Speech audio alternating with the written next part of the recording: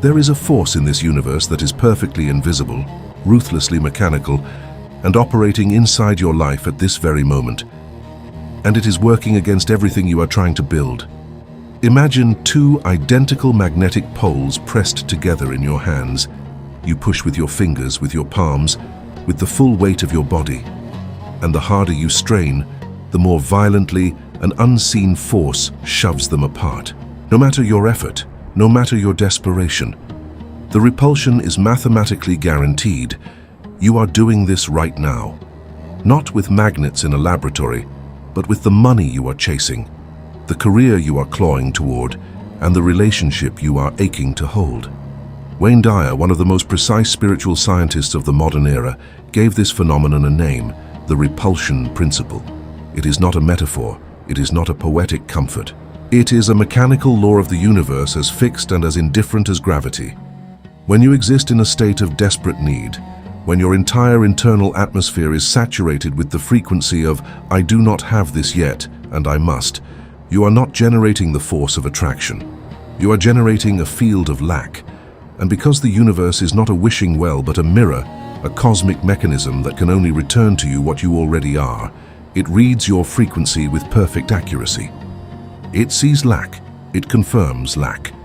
It manufactures more experiences of lack to maintain the equation.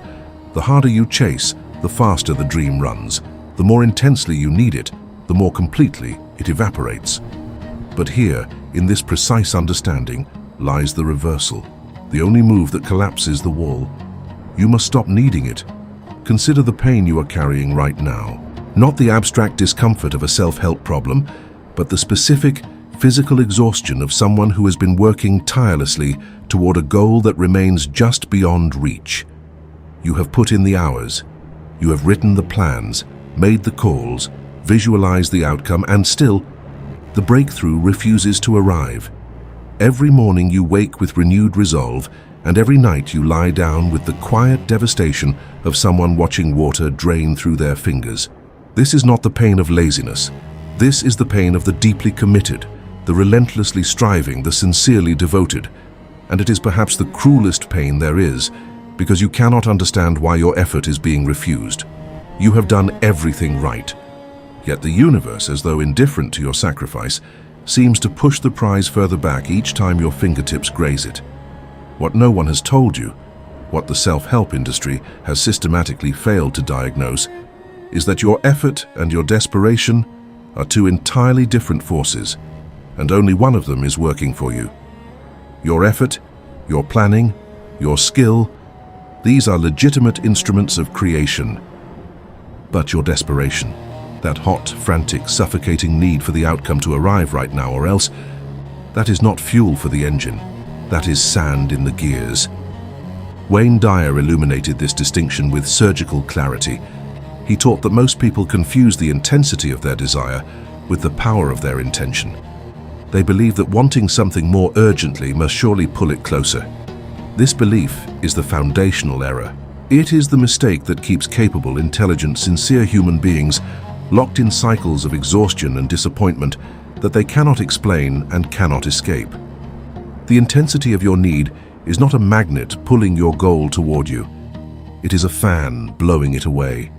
Dyer's promise, the promise that this entire investigation is built upon, is not a vague spiritual reassurance. It is a precise operational directive. He taught that if you can learn to sever the internal cord of need, if you can drop from the high burning frequency of desperate wanting into the cool, stable frequency of detached intention, the invisible wall does not gradually weaken. It collapses entirely, and it collapses instantaneously. The mechanism reverses. The universe, which was reading your signal of lack and dutifully confirming it, now reads a fundamentally different signal. The signal of someone who is already whole, already complete, already at peace with or without the outcome. And a universe that mirrors what you are has no choice but to deliver wholeness. The moment you become genuinely, deeply, authentically fine without it, the physical world does not slowly warm to you. It rushes. It reorganizes itself. It offers you what you stopped chasing. This is not poetry. This is the repulsion principle in reverse, and it is the only move that works. In this video, we are not going to offer you another meditation exercise or a list of affirmations to repeat in the morning. We are going to execute something far more precise and far more demanding. We are going to walk through what Dyer's teachings, when systematically applied, reveal as the magnetic reversal protocol, a step-by-step engineering of your internal state that flips your fundamental polarity from chasing to receiving. You will understand, with the clarity of a physicist understanding a circuit, exactly why you have been repelling what you want, and exactly which internal adjustment dissolves that repulsion at its source. This is not a passive listening experience. This is an initiation into the mechanics of the law itself. Before we proceed, understand the architecture of what awaits you. We will lay the foundation by exposing the central law that governs all attraction and repulsion. We will build the architecture, the protocol itself, step by precise step. We will refine that understanding by confronting the fatal mistakes that cause even sincere practitioners to fail. And we will validate everything through the lens of physics and lived human experience, so that your mind has no remaining refuge for doubt. Each part of this investigation builds on the last. You are not here to be inspired. You are here to be recalibrated. There is a significant difference, and Dyer understood that difference better than almost anyone who ever spoke about the nature of mind and reality. There is, however, one concept that demands your specific attention before we reach part 4. It is a trap so elegant, so thoroughly disguised as wisdom, that most people not only walk into it, they construct it themselves and call it virtue. It is what we will call the happiness bargain, a silent contract you are almost certainly holding right now, a private negotiation you have made with the law itself, in which you have agreed to remain in a state of misery as proof of how seriously you want your goal. This contract does not just slow your progress, it guarantees your stagnation. It is written in the language of your own nervous system, and the universe is honoring every clause. In part 4, we will tear it apart, clause by clause, and I will show you precisely how to avoid it. But first, the foundation. Take this seriously. If you understand only what is in part 2, you will already see your life begin to shift. And if you are ready to declare your reversal, write the words "I drop the chase" in the comments below. This is not a ritual phrase. It is a decree. It is you issuing a command to your own internal field. Let it be the first move of the protocol. There is a law in the science of mind so fundamental, so structurally prior to every other principle, that without it, nothing else about the mechanics of reality makes sense.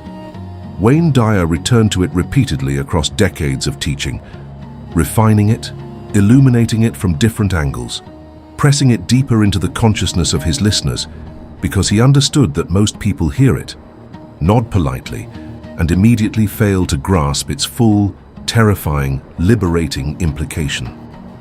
The law is this: you do not attract what you want, you attract what you are. Read that again, not as an encouraging motto, but as a cold, mathematical statement of how the source field operates. It does not consult your wish list. It does not evaluate the sincerity of your prayers. It reads your current state of being, your identity, the frequency at which your entire consciousness is broadcasting in this moment, and it reproduces that state in physical form with the fidelity of a perfect copy machine. You are not the author of your desires, you are the mold, and the universe pours its substance into whatever shape you currently hold. To understand the full weight of this, you must understand what happens the moment you enter a state of needing something. When you sit with the urgent, anxious awareness that you do not have $10,000 and you desperately require it, you are not simply experiencing an emotion. You are inhabiting an identity. In that state, your entire sense of self is organized around a single defining characteristic. You are a person who lacks $10,000. This is not a thought you are having. This is what you are. Your body carries it in its tension. Your language reflects it in every sentence. Your choices are distorted by it in every hour. You are, down to the cellular level, broadcasting the frequency of, "I am someone for whom $10,000 is absent." And the source field, that infinite, impersonal, non-judgmental intelligence that Ernest Holmes called first cause, receives this broadcast and responds to it with absolute fidelity. It does not hear the word want. It reads the identity, and it delivers more experiences consistent with that identity. More absence, more lack, more confirmation that you are indeed someone for whom that thing is missing. This is why affirmations so frequently fail, and why so many intelligent people walk away from the science of mind feeling that it did not work for them. They speak the words, "I am wealthy, I am abundant, I am prosperous," while their nervous system is screaming the counter-signal, "But I'm not, and I'm terrified, and I need this to change right now." The universe does not process the vocabulary. It processes the pattern. It reads the deeper broadcast, the one underneath the words, the one written in the language of your actual felt state of being. And that deeper broadcast, as long as it is organized around the experience of lack, will continue to generate the blueprint of lack in physical form, regardless of the words you layer on top of it. This is not a failure of the law. This is the law operating with perfect precision. The mold is wrong. Consequently, the cast is wrong. The words are decorating a broken mold, and no amount of verbal decoration will alter the shape of what pours out. It follows, then, that the single most important question in the entire practice of intentional creation is not, "What do I want?" but rather, "What am I?" At this moment, as you read these words, what is the actual state of your identity? Are you someone for whom abundance is a natural, expected reality, the way a fish exists in water without needing to negotiate with the water or beg for more of it? Or are you someone for whom abundance is a distant, conditional prize that will arrive only after a sufficient period of struggle and need? Because the universe will confirm whichever one of those identities you currently inhabit. It has no preference. It has no agenda. It is a law, as indifferent and as reliable as the law of thermodynamics, and it executes the imprint it receives with mathematical certainty. Now consider the person who truly already has what you are seeking. Not the person who is pretending, not the person who is using affirmations to paper over their anxiety, but someone for whom a certain level of wealth or success or love is simply their experienced reality. Notice something crucial about that person's internal state. They do not need it. They already have it, and therefore the entire architecture of need is completely absent from their experience of it. They are relaxed. Their relationship to that area of life is characterized by ease, by assumption, by the quiet confidence of someone who does not negotiate with the air for their next breath. They are not grateful in the desperate, clinging way of someone who fears losing something fragile. They simply are it, and the source field reads that identity, that uncontracted, unfrightened, already complete state of being, and confirms it continuously. More wealth, more success, more love. Not because they prayed harder, but because the blueprint they are holding is the blueprint of someone who already has it. Here is where the paradox sharpens into something almost unbearable in its precision. The very act of needing, of holding the urgent, contracted awareness that something is missing, creates in your identity the exact pattern that guarantees the thing remains missing. The need itself is the repulsion mechanism. It is the signal that defines you as someone for whom that thing is absent. And the universe, operating as the perfect mirror it is, cannot contradict your self-definition. It can only confirm it. Therefore, the most powerful act of creation you can perform is not an act of addition. It is an act of subtraction. You do not add more need, more intensity, more desperate effort to the signal. You subtract the need entirely. You dissolve the identity of lack at its root, and in the silence that follows, in that open, complete, uncontracted state of being, the source field finally has a different blueprint to work with. A blueprint that does not define you as someone for whom the desired thing is absent. The mechanics of this become even clearer when you examine what Dyer meant by the concept of source.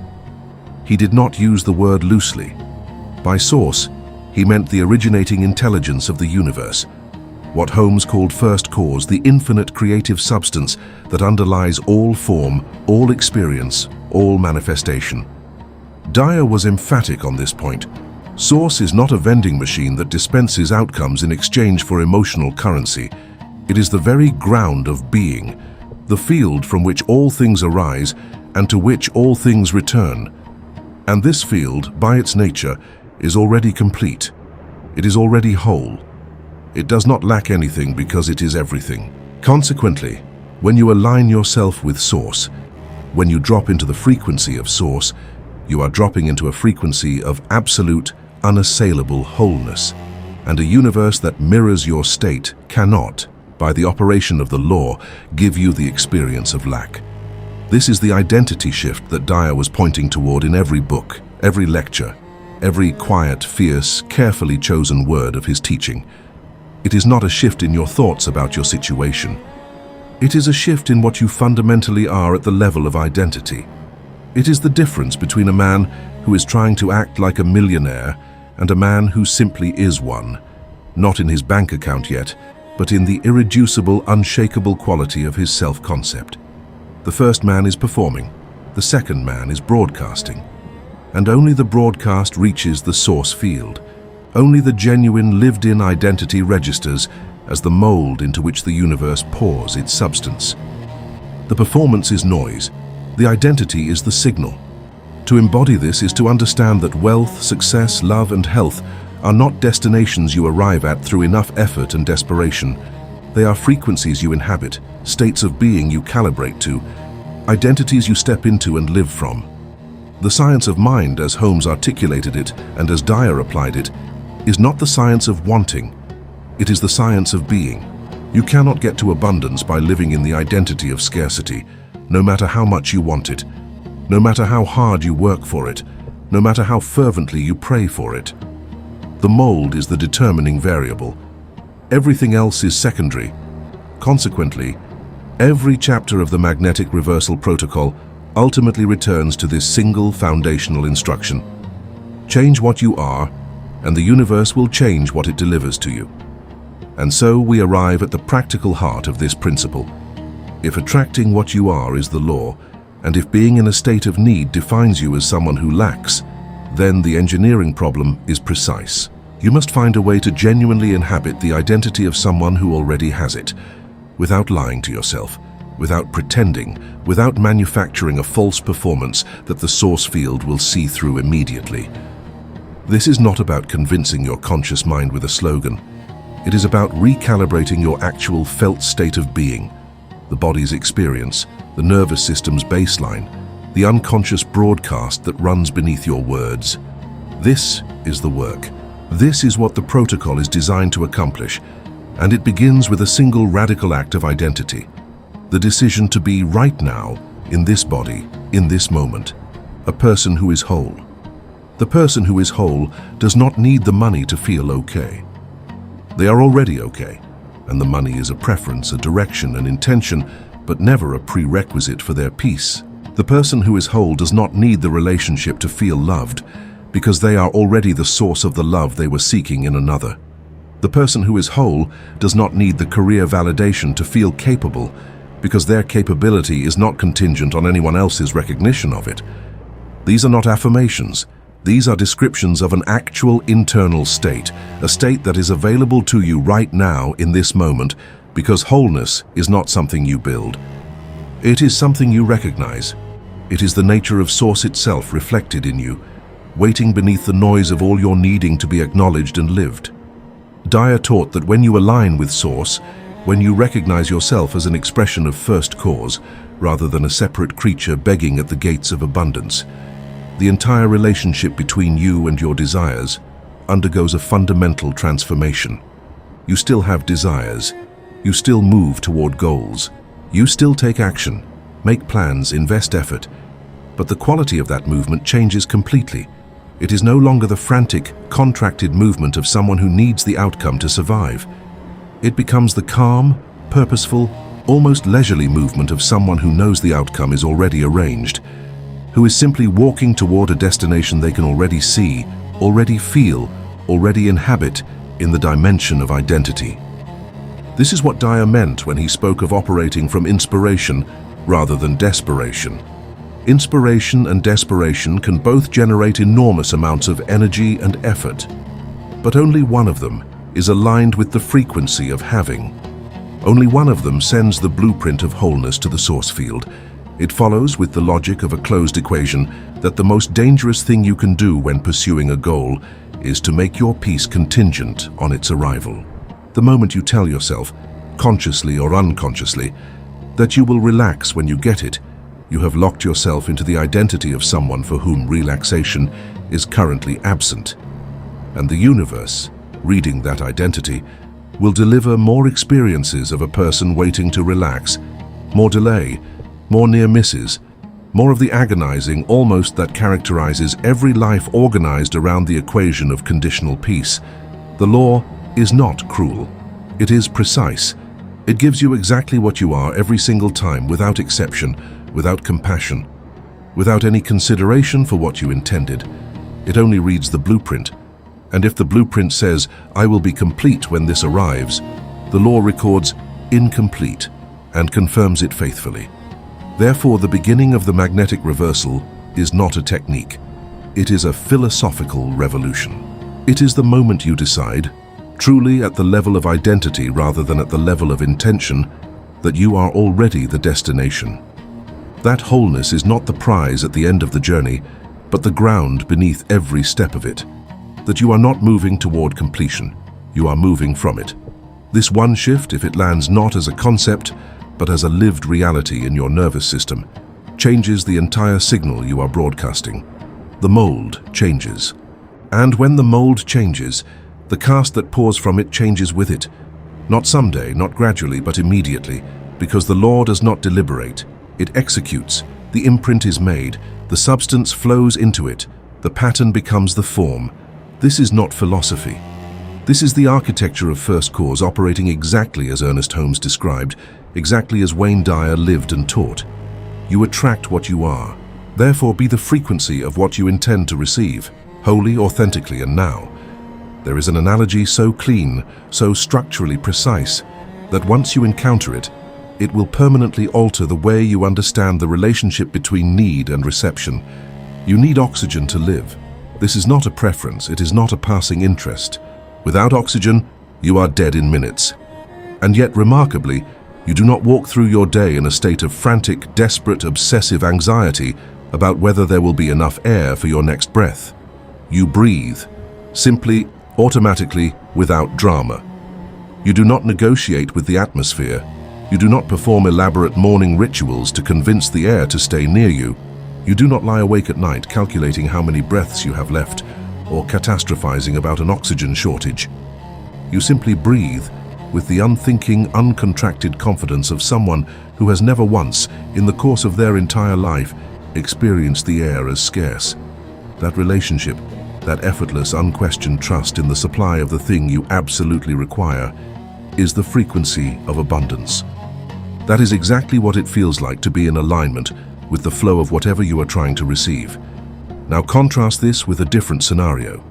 Imagine a person who has been told, wrongly, irrationally, but convincingly, that the air supply is running out. Watch what happens to their breathing. Immediately it becomes shallow, frantic, gasping. Their chest tightens. Their movements become jerky and contracted. They begin hoarding breath, taking big gulps and holding them, terrified to exhale in case the next inhale does not come. They are panicking. And here is the devastating irony. This panicked breathing, shallow, dysregulated, muscle-tensed, is the least efficient way to absorb oxygen. The very act of panicking about oxygen creates a physiological state in which you absorb the least of it. The body's response to perceived scarcity produces the very experience of scarcity it was trying to prevent. You feel more suffocated, not less. The panic confirms itself. The need deepens the lack. This is not an analogy. This is the precise mechanical description of what happens when you enter the state of need with respect to anything you desire. Money, love, success, recognition. The moment you begin to treat these things as scarce commodities that might run out, that must be aggressively pursued and hoarded and anxiously monitored, you shift into the physiological and psychological equivalent of the panicked breather. Your entire system contracts. Your perception narrows. Your decisions become distorted by urgency.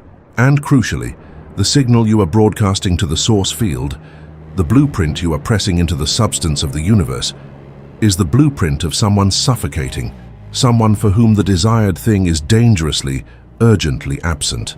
And the law, with its characteristic mathematical precision, confirms the suffocation. It gives you exactly the experience your blueprint describes. Wayne Dyer understood this at a level that went far beyond intellectual appreciation. He observed it in the patterns of his own life and in the lives of the thousands of people he counseled and taught across 5 decades. He noticed that the people who seemed to attract extraordinary outcomes in every area of life, financial, relational, creative, physical, shared a distinctive quality that had nothing to do with talent, effort, or luck. They were relaxed about the things that others were frantic about. Not lazy, not passive, not indifferent in the nihilistic sense, but deeply, genuinely, structurally relaxed in their relationship to outcomes. They wanted things, they moved toward things, they worked with focus and intelligence. But the wanting never curdled into needing, the desire never collapsed into desperation. They breathed their goals the way you breathe air, with the quiet, assumed confidence of someone who has never doubted the supply. It follows then that the path to receiving anything is not to intensify the wanting, but to stabilize the breathing, metaphorically speaking. To find right now in the present moment the internal posture of someone who is already receiving, already supplied, already in relationship with the abundance of the source field. This does not mean you deny the current reality of your bank account, or your relationship status, or your career position. It means you refuse to allow those temporary external conditions to define your internal identity. The man who is panicking about oxygen is not necessarily dying of oxygen deprivation. He is dying of the belief that he is. The belief is the mold. The experience is the cast. And the cast will always faithfully reproduce the shape of the mold, regardless of whether the mold reflects objective reality. Dyer's oxygen analogy reveals something even deeper when you press it further. Consider how you came to be so at ease with oxygen in the first place. It was not a deliberate decision you made. It was not the result of a spiritual practice. It was simply the accumulated experience of a lifetime of breaths that arrived. Every single breath you needed for every moment of your existence was supplied. The air was always there. And over time, without any conscious effort, your nervous system concluded, correctly, that the supply is reliable, that the mechanism is trustworthy, that the universe is not running a shortage of air.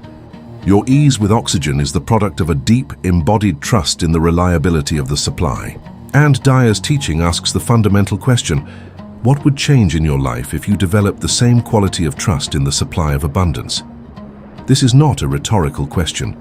It is an engineering specification, because trust is not a feeling you simply generate on demand. It is the natural byproduct of a belief about the nature of the universe. Specifically, the belief about whether the universe is fundamentally abundant or fundamentally scarce. And here the science of mind intersects with the oxygen analogy at the most important point. Ernest Holmes was emphatic. The nature of first cause, the originating intelligence, the ground of all being, is infinite, inexhaustible, and unconditionally generous. There is no shortage at the level of source. The substance of the universe is not rationed. It does not distribute abundance to some and withhold it from others based on their efforts or their deservingness. It flows continuously and completely into every mold that is held before it. The only variable is the mold. The only question is what shape you are holding and whether that shape is the shape of someone who trusts the supply. Consequently, the practice that the oxygen analogy points toward is not a practice of acquiring more trust in some future moment. It is a practice of recognizing the trust you already have and then deliberately extending it to the areas of life where you are currently panicking. You already trust the oxygen. You already trust that the sun will rise. You already trust, at some level, that your heart will beat through the night without requiring your conscious management. You have a robust, tested, lived experience of a universe that is reliably supplying you in ways so fundamental that you do not even register them as gifts. The oxygen analogy is Dyer's way of pointing to that existing trust and asking you to consciously expand its territory, to deliberately include your finances, your relationships, your creative ambitions within the circle of things you have decided to trust the supply of. Not because you have evidence necessarily, but because you have made the philosophical choice to operate from the frequency of supply rather than the frequency of shortage. The moment you make that choice, the moment you decide to treat your desire for abundance the way you treat your desire for air, something structurally significant changes in your broadcast. The contracted, desperate, suffocating signal that was defining you as someone for whom the desired thing is absent begins to dissolve. In its place, the signal that emerges is the signal of someone who breathes, someone for whom supply is assumed, relaxed, and non-negotiated. And the source field, reading this new blueprint, begins executing a new pattern, not because you convinced it with words or rituals or vision boards, because you changed what you are. You moved from the identity of someone who panics about scarcity to the identity of someone who breathes in abundance. The mold changed.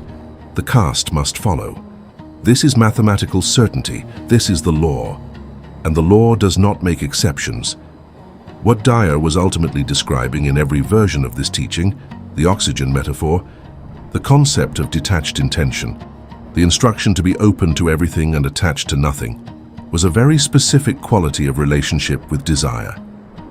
He was describing the relationship of someone who has decided, at the deepest level of their being, that their peace is not contingent on any outcome, who wants things genuinely and pursues them purposefully, but who will not sacrifice the frequency of wholeness on the altar of any particular result.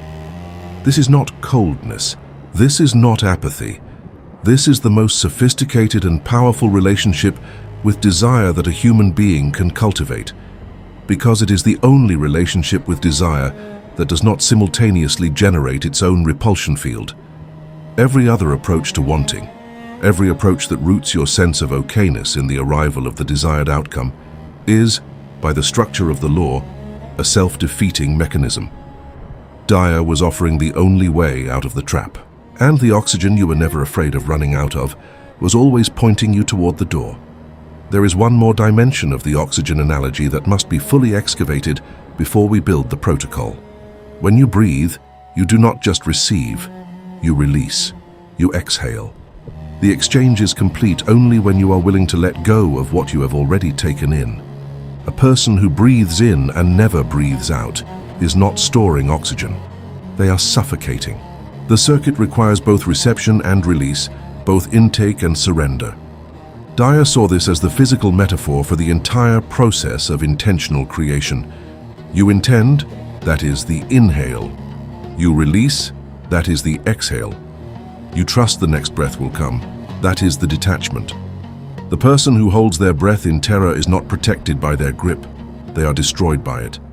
And the person who clings to a desired outcome with the white-knuckled grip of desperation is not increasing their chances of receiving it. They are cutting off the very circuit through which it would arrive. Open the hand, release the breath, trust the supply. The air and the abundance will come. Let all of this settle as the foundation it is. The law is established. You attract what you are.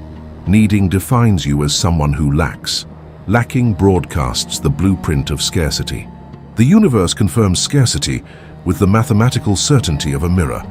Therefore, the only intelligent move, the only move that actually reverses the polarity, is to change what you are. To breathe your desires the way you breathe air.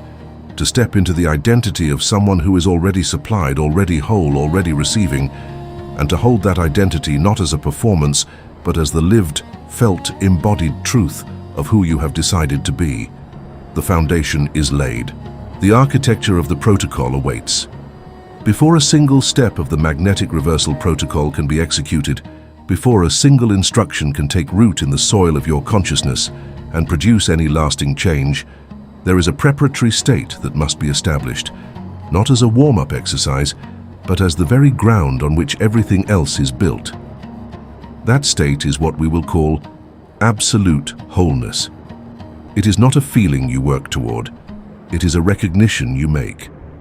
And without it, every technique that follows is a sophisticated structure built on sand.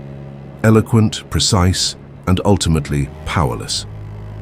Wayne Dyer returned to this principle with an almost fierce insistence across every period of his teaching life because he understood something that most people in the self-improvement world consistently overlooked. You cannot attract from a state of incompleteness.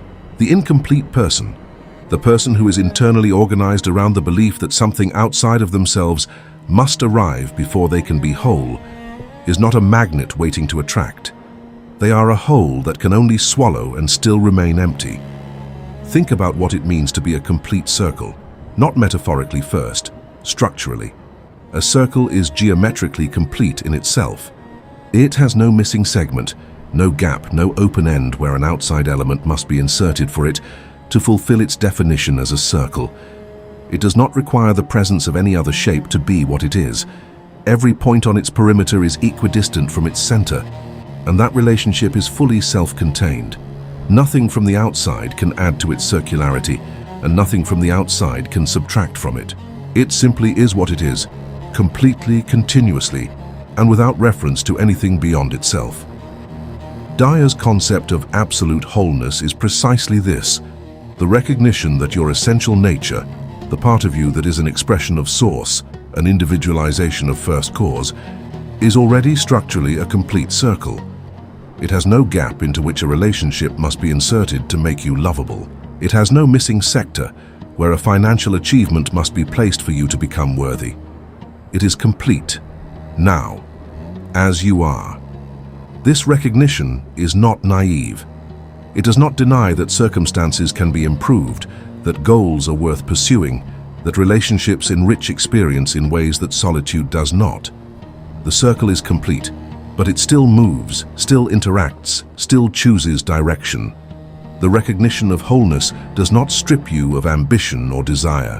What it strips you of is the foundational anxiety, the deep structural belief that you are currently, at your core, insufficient, and that the world outside you holds the missing pieces you must acquire before you can rest.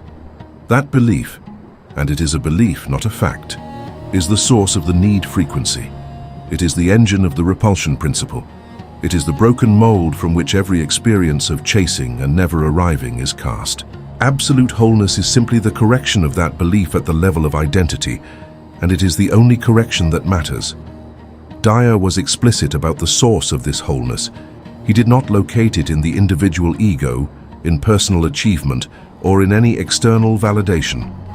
He located it in what he consistently called source, the infinite intelligence, the ground of all being, the first cause that Ernest Holmes described as the substance of all things.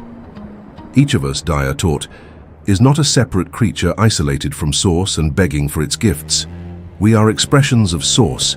We are individuations of the same intelligence that organizes galaxies and grows forests and beats hearts without instruction. The ocean does not need to earn the right to be wet. The wave is not separate from the water, and you are not separate from the intelligence that created you. To recognize this, truly in the body, not just in the intellect, is to recognize that your wholeness is not contingent on any circumstance. It is the nature of what you are. Here is why this matters so critically for the protocol. The source field, the responsive, creative, law-governed mechanism through which your intentions are made manifest, responds to identity, not to requests. We established this in the foundation. But now the engineering implication becomes clear. If your identity is organized around incompleteness, around the chronic awareness of what is missing, then the mold you are presenting to the source field is the mold of an incomplete person, and the universe, with perfect fidelity, will continue to manufacture experiences of incompleteness to fill that mold. More of the same, more of the lack, more of the gap. The only way to change the output is to change the mold. And the only way to change the mold, at the level that the source field actually reads, is to change your actual felt state of identity, to move from "I am incomplete and seeking completion" to "I am already whole, and I am choosing to expand from that wholeness." The mental preparation required for this shift is not passive. It is an active, deliberate, repeated act of recognition. Not affirmation, recognition. There is a crucial difference. An affirmation says, "I am abundant," over a background frequency of "but I'm not." A recognition says, "I see, beneath all the noise of my circumstances, the fundamental completeness of what I am." And it says this from a place of genuine, if quiet, conviction. The preparation is the daily, consistent, sometimes difficult practice of returning to that recognition before engaging with the world. Before checking your bank balance, before reading your emails, before opening the news, you establish the internal state first. You return to the center of the circle before you engage with anything on the perimeter. This is not spiritual self-indulgence. This is the most practical act of engineering available to a conscious being. Consider how a master architect approaches the construction of a building. Before a single beam is lifted, before a single brick is placed, the blueprint is examined, verified, and confirmed to be structurally sound. No intelligent builder begins construction with an unverified, potentially flawed blueprint and expects the building to stand. The preparation phase, the review, the confirmation, the verification of structural integrity, is not a preliminary luxury. It is the most important part of the entire project. Everything that follows is only as good as the blueprint that precedes it. The same principle governs the architecture of manifestation. The state of absolute wholeness is your structural blueprint review. It is your confirmation, before you engage with the protocol, that the identity you are building from is structurally sound, that it is the blueprint of a complete circle, not a broken one. Dyer often spoke about this preparation in the language of going within.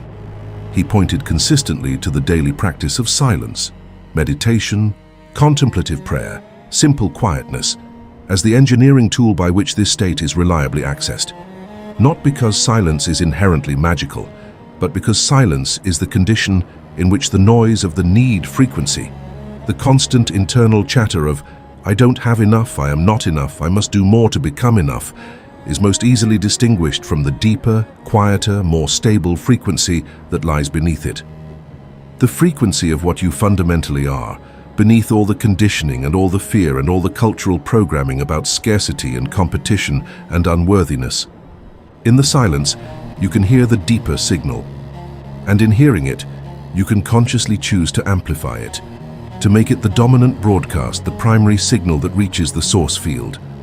The preparation for absolute wholeness also demands a specific act of intellectual honesty.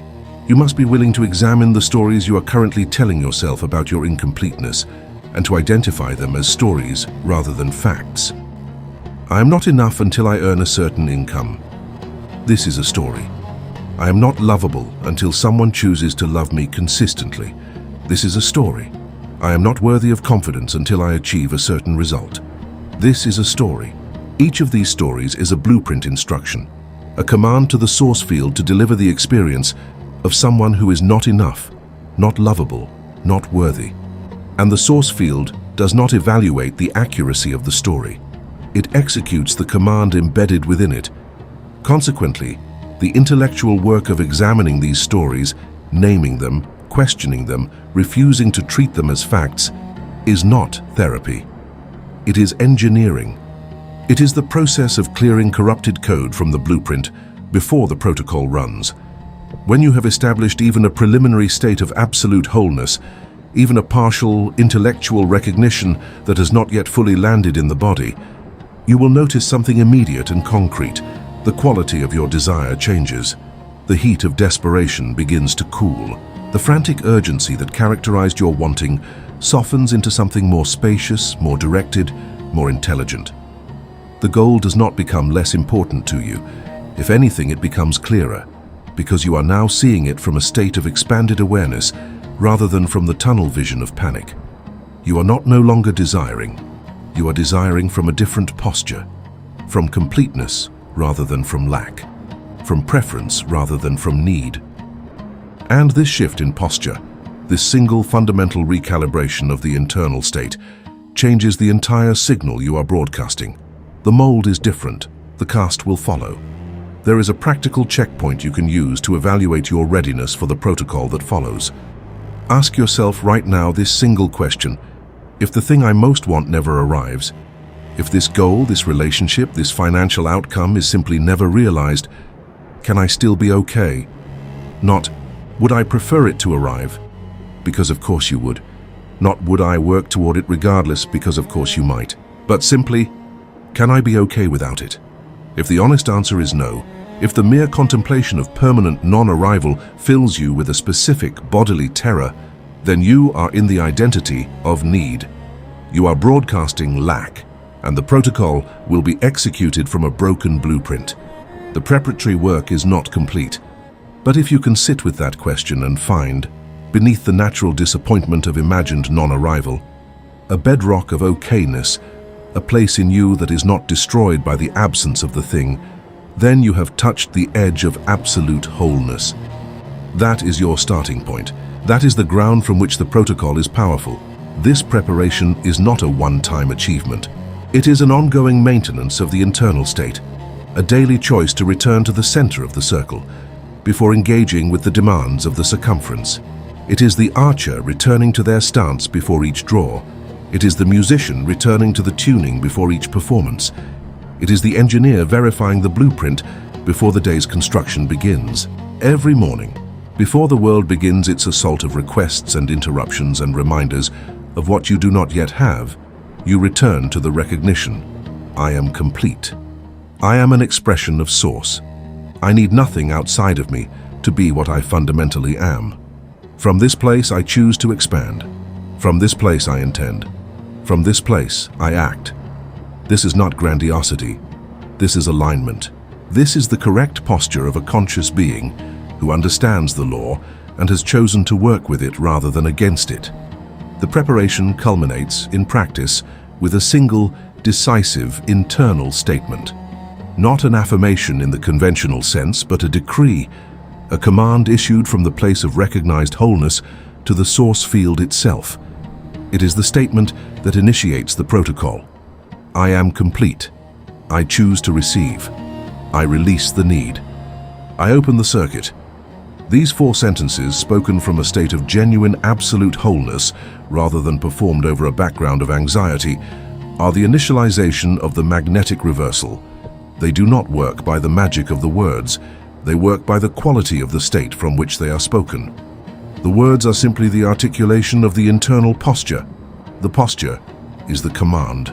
And the source field, receiving that command from the frequency of wholeness rather than the frequency of lack, begins immediately to execute a different pattern. The mold is clean. The protocol can now run. Before we build the steps, let us acknowledge what has already been accomplished in this preparation phase. You have not yet done anything visible. You have not taken any external action. You have not changed your bank account or your career or your relationship. You have done something far more fundamental. You have changed the identity that the law is responding to. You have shifted, even if tentatively, the mold that is being pressed into the substance of the universe. And that shift, invisible, internal, non-dramatic, is the most consequential thing you will do in this entire process. Because the external changes are not the cause, they are the effect.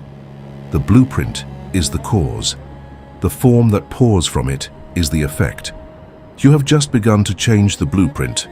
Everything from here is the architecture of execution. The magnetic reversal protocol is not a sequence of inspirational suggestions. It is a precise, step-by-step engineering procedure for dismantling the repulsion field and replacing it with the receive circuit. Each step targets a specific layer of the need frequency, its intellectual structure, its operational habits, and its felt experiential quality, and systematically neutralizes it. Execute these steps not as a casual reader consuming ideas, but as a technician calibrating a system.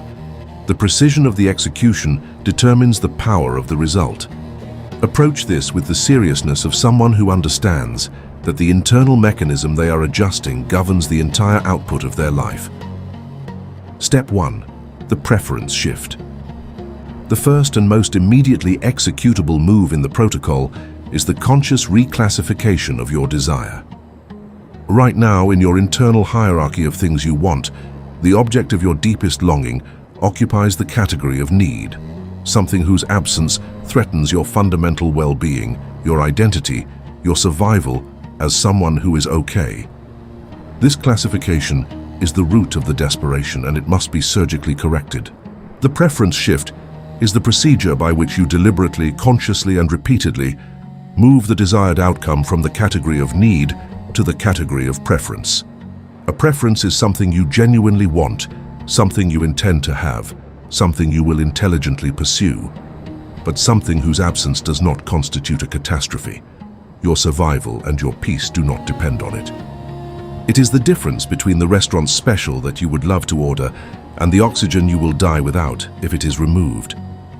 The mechanism of the preference shift is deceptively simple, but its effects on the internal broadcast are profound and immediate. You will speak out loud, not in your head but with your actual voice, because the body registers spoken statement differently than thought, the following formulation, adapted to your specific desire. I prefer to have this money. I prefer to have this career opportunity.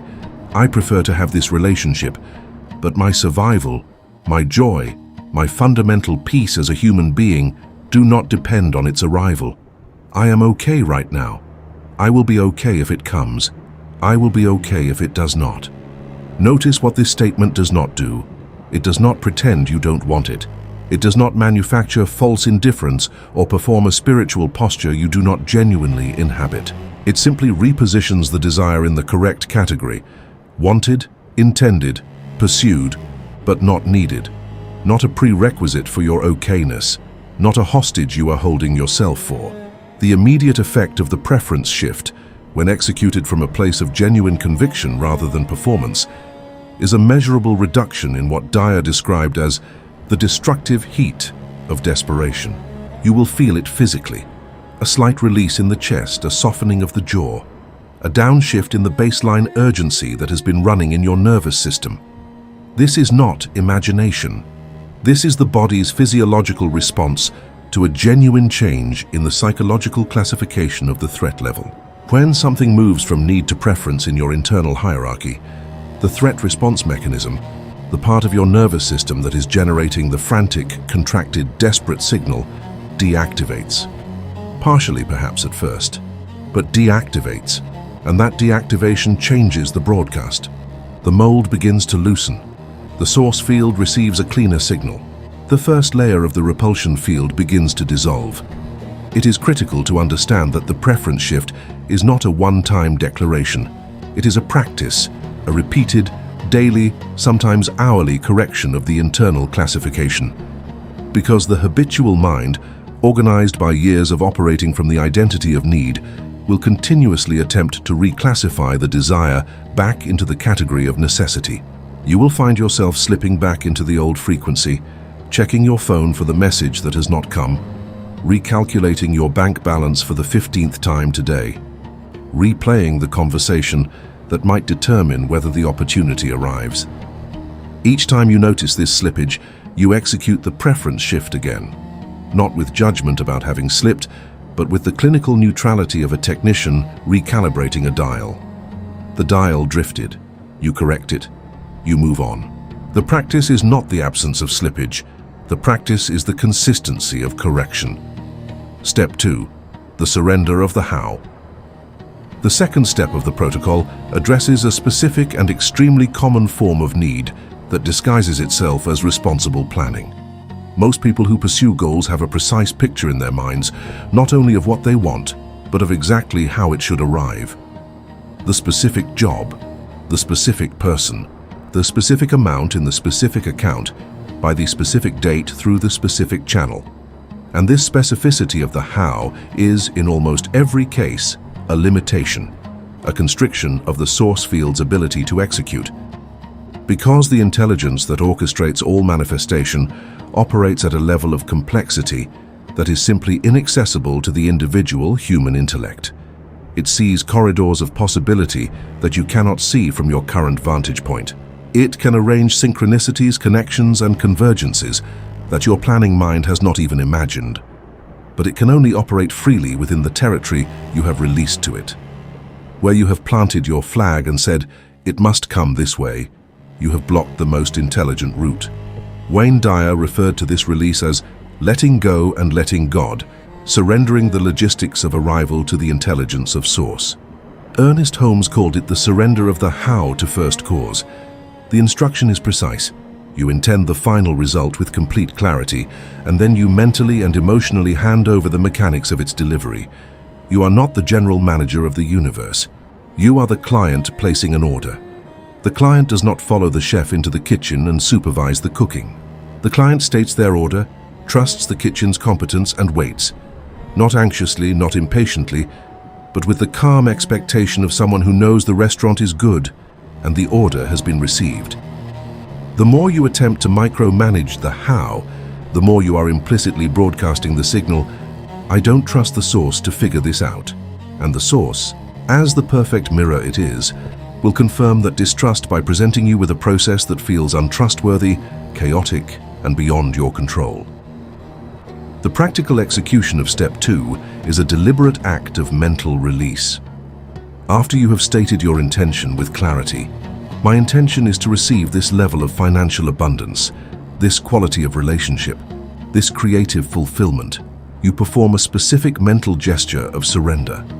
You imagine handing the logistics of delivery to an intelligence that is infinitely more capable than your planning mind.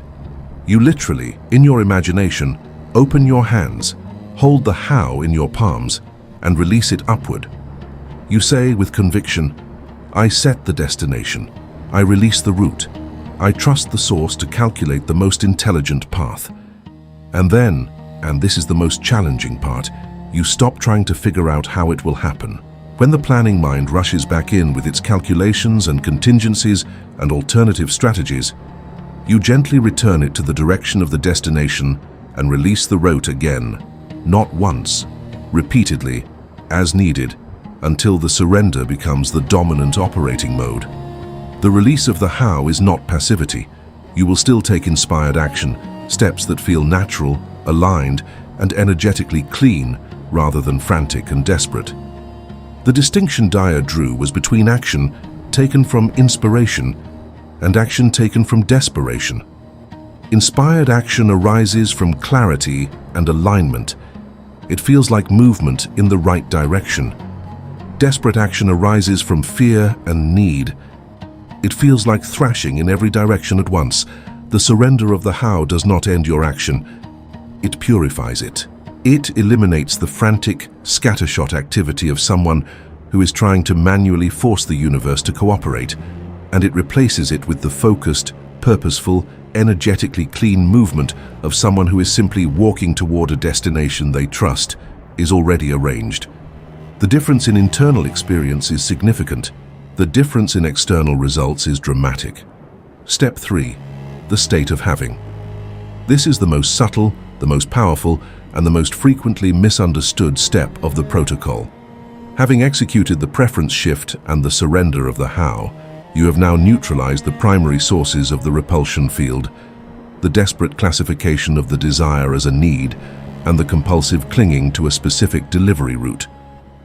The third step does not simply maintain this neutrality, it advances beyond it, into the active embodiment of reception. The state of having is the deliberate, practiced cultivation of the felt physical experience of already receiving the desired outcome, not imagining it conceptually, not picturing it visually, but feeling in the body the specific quality of relief, ease, and expansion that would accompany its arrival. Close your eyes. Bring to mind the thing you desire. Not the absence of it, not the need for it, but its presence. Allow yourself to physically feel what it would feel like if it were already so. If it is financial freedom, feel the specific physical quality of reading your bank statement and finding the number you need. The breath that releases, the shoulders that drop, the jaw that unclenches, the specific bodily quality of relief that says, I am safe, I am supplied, the pressure is gone. Dwell in that feeling, not as a fantasy about the future, but as a present, lived physical experience. Let the body really feel it. Let it arrive in the chest, in the breath, in the quality of the silence behind your thoughts. That physical experience, that specific felt sense of relief and expansion, is what Dyer identified as the receive frequency. It is the body's encoding of the identity of someone who already has it. And when you cultivate it genuinely, repeatedly, and persistently, it becomes the dominant signal in your broadcast. The reason this works is not mystical, viewed from the perspective of the law. The source field responds to the felt state of being, not to the intellectual classification of current circumstances. Your body does not know the difference between a richly imagined experience of relief and an actually occurring experience of relief at the level of the nervous system's response. This is not a speculative claim.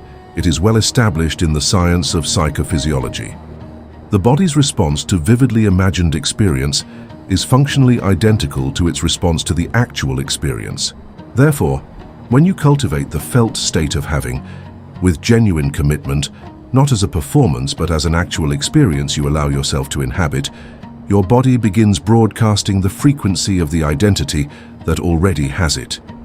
And the source field, reading that broadcast, begins confirming it, not because you tricked it, but because you genuinely changed the signal. The mold has shifted from the shape of lack to the shape of having. The cast follows. One instruction about step 3 is non-negotiable.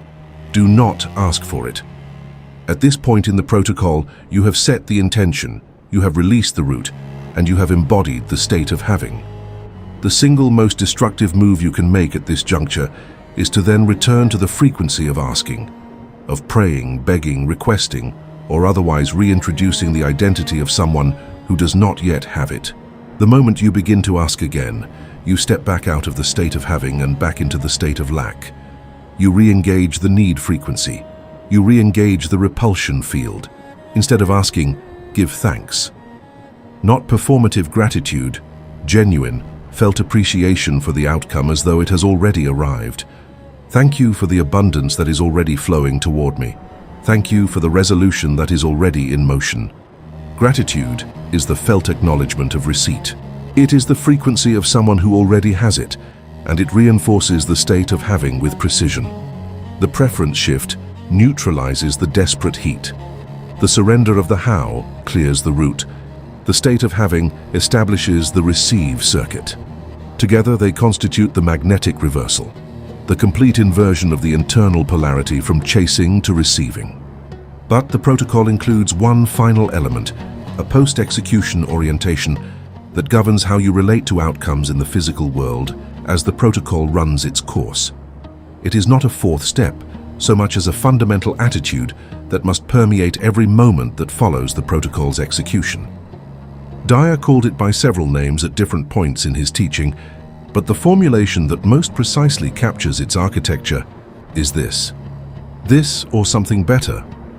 When you have executed the protocol and released the intention to the source field, you must adopt the operating stance that every outcome, every door that opens, every door that closes, every unexpected turn, every apparent setback, is either the direct arrival of what you intended or a superior substitute that the intelligence of source has calculated in your interest. This is not naive optimism. It is the logical consequence of having genuinely released the how. If you trust the source to determine the route, then you must be willing to accept that the route it chooses might not look like the route you imagined.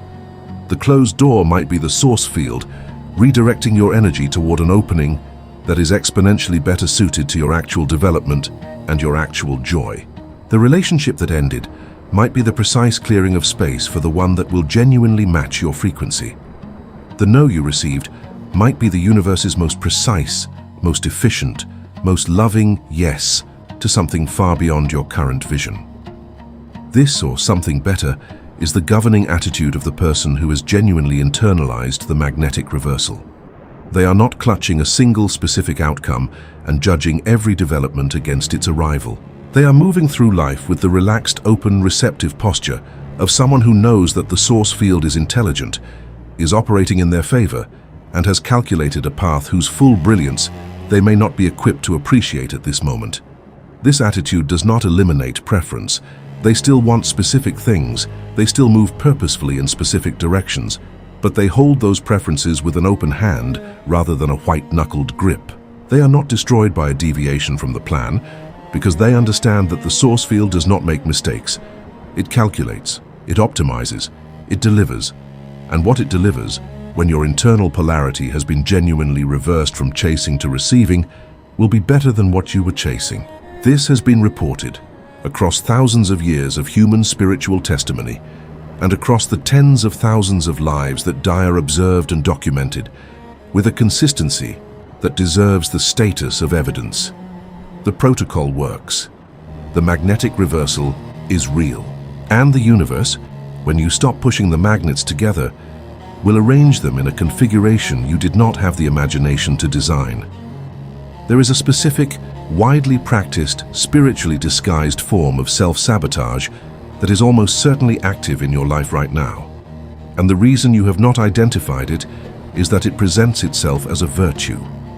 It arrives wearing the costume of emotional authenticity, of responsible realism, of the sincere depth of your desire. It tells you that you are simply taking your goals seriously enough, that you are being honest about what matters to you, that a person who really wants something should be prepared to feel the pain of not having it until they do. This is the happiness bargain, and it is the single most effective contract the ego has ever written for maintaining the status quo of your suffering. In its simplest form, it is the private agreement you make with yourself and with the law that goes like this. I will withhold my happiness from the present moment and hold it in escrow, payable only upon delivery of my desired outcome. Until then, I will be appropriately miserable, because my misery is proof of how much I care. The universe hears this contract with complete precision. It reads your current misery with perfect clarity, and it honors the contract to the letter. It delivers more misery, because that is the identity you have declared. The first and most devastating clause of the happiness bargain is a thought pattern so culturally normalized that most people have never once questioned it. It is the thought, I'll be happy when. I'll be happy when I get the house. I'll be happy when I finally reach that income level. I'll be happy when this relationship is stable. I'll relax when the pressure is off. You know this thought. You have lived in it, possibly for years, possibly for decades. And it carries with it the seductive feeling of wisdom, of someone who has standards, who refuses to settle, who has the integrity to acknowledge that current circumstances are genuinely unsatisfactory. But examine what this thought is actually doing at the level of the law. It is making your joy a hostage. It is placing your peace behind a locked door and handing the key to a future circumstance that has not yet arrived. And every moment you live in that state, every morning you wake up in the unjoyfulness of not yet, every hour you spend in the compressed anxiety of I'll be happy when, you are broadcasting the identity of someone who is currently, definitively, not happy. The universe, as the perfect mirror it is, does not evaluate your reasons. It reads your state, and it confirms unhappiness. Here is the cruel, precise, ironic mechanism of this trap. The thing you are waiting to arrive so that you can be happy, the house, the income, the relationship, is attracted to the frequency of happiness. It responds to the blueprint of someone who is already at peace, already joyful, already in the expanded, receptive, open state that happiness creates. But you have decided to withhold your happiness until it arrives. So it cannot arrive, because the very frequency that would attract it is the very frequency you have placed on conditional hold. You are holding your own bait hostage. You are refusing to plant the seed until the harvest arrives. The logic is perfectly circular, perfectly self-defeating, and perfectly, relentlessly executed by the law without any sympathy for your reasons. The house cannot come to a person who will only be happy after the house comes. The income cannot reach the identity of someone who will only relax after the income arrives.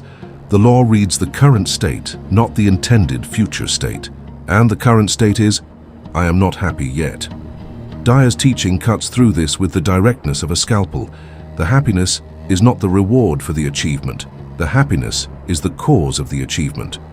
You generate the joy first, not because the circumstances deserve it, not because you are pretending everything is fine when it isn't, but because joy is the frequency of the having identity, and it is the only frequency that activates the source field in the direction of your desires. You plant the seed to get the harvest, not the other way around. You generate the happiness to attract the house, not the other way around. The internal sequence must be reversed. Happiness first, evidence second, always, without exception. This is not a spiritual suggestion. This is a mechanical directive, as precise and as non-negotiable as the instruction to plant before you expect to harvest. The practical engineering of this reversal begins with the recognition that happiness, or more precisely, the frequency of joy, of ease, of creative engagement with life, is not dependent on external circumstances in the way your conditioning has led you to believe. Happiness is a choice of frequency. It is an internal posture that can be deliberately adopted, practiced, and progressively stabilized, independent of what is or is not present in your physical environment. This does not mean toxic positivity, the performance of happiness over genuine pain. It means the deliberate, daily, disciplined practice of returning to the frequency of joy, through gratitude, through creative engagement, through the recognition of what is already working, through beauty, through connection, through humor, through any authentic experience of expansion, and choosing to make that frequency your dominant operating state, not as a reward for good circumstances, but as the cause that creates them. Now we come to the second clause of the happiness bargain, and it is in some ways even more insidious than the first, because it is practiced most intensely by people who have encountered the law and are earnestly trying to apply it. This is the mistake of feigned indifference, the performance of detachment without its substance. You have read Dyer. You have heard the teaching about releasing the outcome. And so you say the words, "I don't care anymore, I'm not attached to this, I've let it go." But simultaneously, in the same breath, in the same body, in the same nervous system that is dutifully broadcasting your actual signal to the source field, you are refreshing your email for the 4th time in an hour, checking the tracking information for the order, lying awake at 2 in the morning running through scenarios, asking your friends, "Do you think it'll work out?" You have put on the costume of detachment over the body of obsession, and you have fooled no one, because the source field does not process your words. It reads your biometric state. It reads the cortisol. It reads the shallow breathing. It reads the contracted chest. It reads all of it with complete accuracy, and it confirms exactly what it finds. A person who cares desperately is hiding their desperation behind a verbal claim of indifference and is still, at the level of identity, broadcasting the frequency of lack. This distinction between genuine detachment and performed detachment is perhaps the most practically important in the entire protocol, because the person who is performing detachment is, in a very specific way, in a worse position than the person who simply acknowledges their desperation honestly. At least the honest desperado is not burning extra energy maintaining a performance that fools nobody and costs everything. The performer is expending enormous psychological resources, sustaining a contradiction, saying "I don't care" while being consumed by caring, and this internal incoherence generates its own frequency of dissonance that the source field reads as noise. Pure noise. Neither the frequency of need nor the frequency of genuine detachment. Just the garbled, contradictory static of a person at war with themselves. And from garbled static, the source field cannot execute a clean pattern. The output is confusion, further delay, and the increasingly desperate doubling down of the performance. Genuine detachment is not achieved by deciding not to care. It is achieved by finding something genuine about the present moment to be at peace with, and expanding that peace until it becomes larger than the anxiety about the outcome. It is found in the actual, practiced, embodied experience of absolute wholeness that we established in Part 3. It is the peace of someone who, having genuinely recognized that they are complete, that their identity is not threatened by the non-arrival of the desired outcome, can look at the object of their desire with genuine lightness, with the quality of wanting that is free from the distortion of needing. Not "I don't care if it comes," but rather "I genuinely, completely right now am okay whether it comes or not, and I prefer it to come, and I intend for it to come, and I am moving toward it, but I am already okay." That subtle but profound internal difference is the difference between feigned indifference and genuine detachment, and only genuine detachment changes the broadcast. Only genuine detachment reverses the polarity. Only genuine detachment collapses the repulsion field. The happiness bargain, in all its forms, is ultimately a fear-based agreement between the ego and the future. It is the ego's attempt to control through suffering, to demonstrate to the universe the seriousness of its desire through the intensity of its pain, as though the universe keeps score of your misery and rewards sufficient levels of it with the coveted prize, as though anguish is a form of currency in the economy of the source field. It is not. The source field is entirely indifferent to the drama of your suffering. It responds only to the frequency of your being, and the frequency of suffering broadcasts the identity of someone for whom the desired thing is absent, which the law confirms every time without exception, with perfect mathematical certainty. Your suffering is not making the universe take you more seriously. It is simply manufacturing more of itself. Dyer's antidote to the happiness bargain is not complex, but it demands a level of willingness that most people find difficult to locate. The antidote is the decision to generate the joy now, deliberately, actively, as an act of engineering rather than an act of waiting for circumstances to deserve it. Find something in your current experience, not in the imagined future, in the actual present, that can honestly serve as the seed of gratitude. A functioning body, a working mind, clean water, a single relationship that carries even a thread of genuine warmth. Begin there. Not as a spiritual exercise designed to manipulate the universe, but as the genuine acknowledgement of what is already present, already working, already real in your life. Let that gratitude expand. Let it become a slightly larger territory of acknowledged sufficiency. And from that expanding territory of genuine joy, however modest, however early in its development, begin to move toward your intentions. Plant the seed. The harvest follows the seed. Always, without exception. This is the law. The happiness bargain is hereby cancelled. The terms are these. You are not willing to trade your present joy for a future outcome. You are not willing to hold your peace hostage to any circumstance. You are not willing to operate from the identity of someone for whom happiness is conditional and future dependent. You choose instead the harder and more intelligent path of generating the frequency of your desired state now, from the inside, as the cause, and trusting the law to execute the effect. This is the refinement of the protocol. This is the correction of the fatal mistakes. And with this correction in place, every element of the magnetic reversal can operate at its full design capacity. Wayne Dyer spent a lifetime condensing the architecture of human suffering and human liberation into formulations so precise and so stripped of unnecessary complexity that each one functions as a complete operating system for consciousness. He was not a man of vague spiritual encouragement.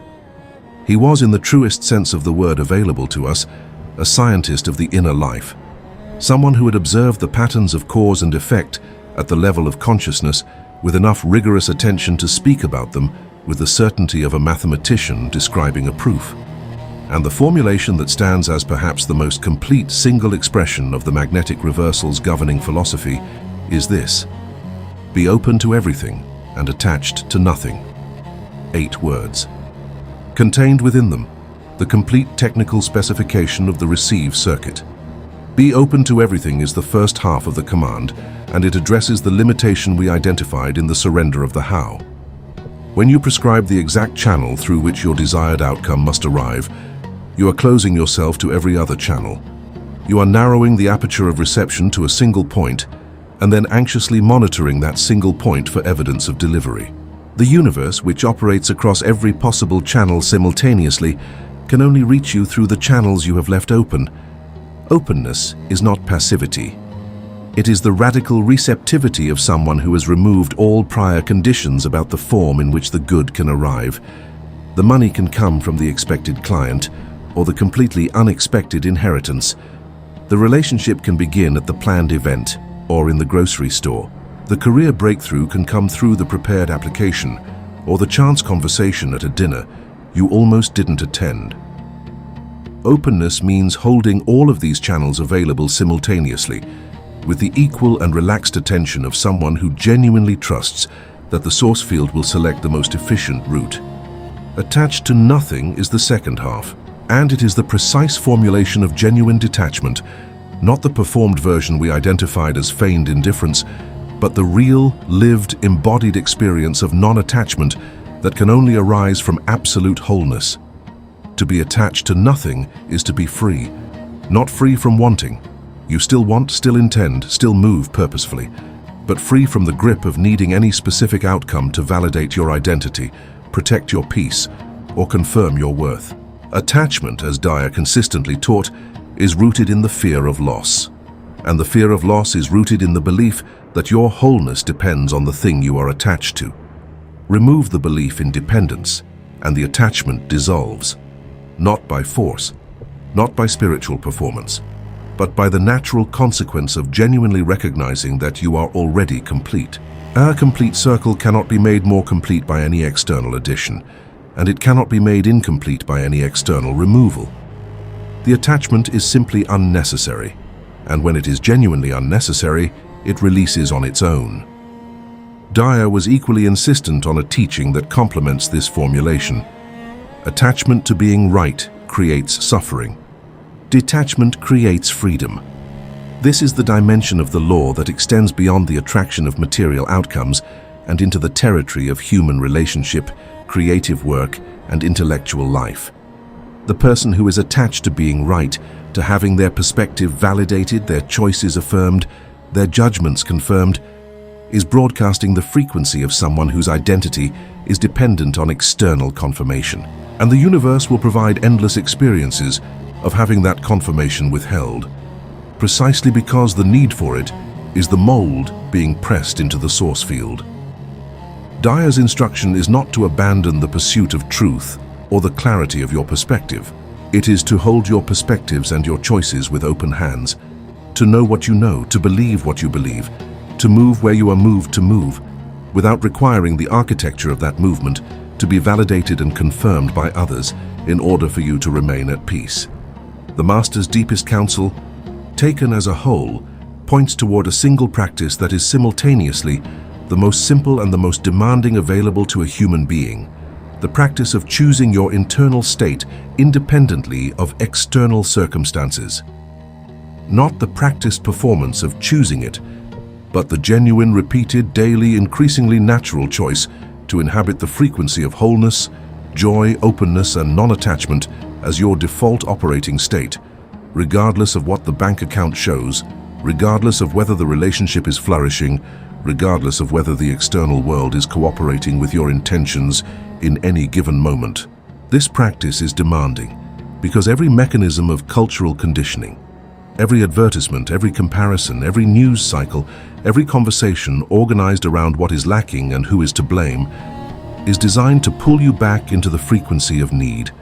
The default state of the unpracticed human being is the frequency of conditional happiness and perpetual lack. The practice Dyer points toward is the deliberate, repeated engineering of the opposite frequency.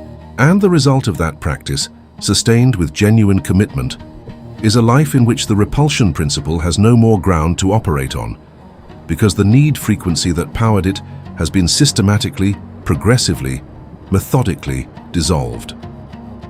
The repulsion principle, as we have mapped it through the lens of Wayne Dyer's teaching, may carry the language and the architecture of spirituality, but it is entirely consistent with principles that exist at the frontier of modern physical science. We are not departing from the law here. We are finding the law again in the language of the laboratory, which only serves to confirm what the science of mind has always maintained. There is no fundamental separation between the laws of the inner world and the laws of the outer one. The same intelligence that organizes matter also organizes consciousness. The same principles that govern magnetic fields also govern the fields of human intention.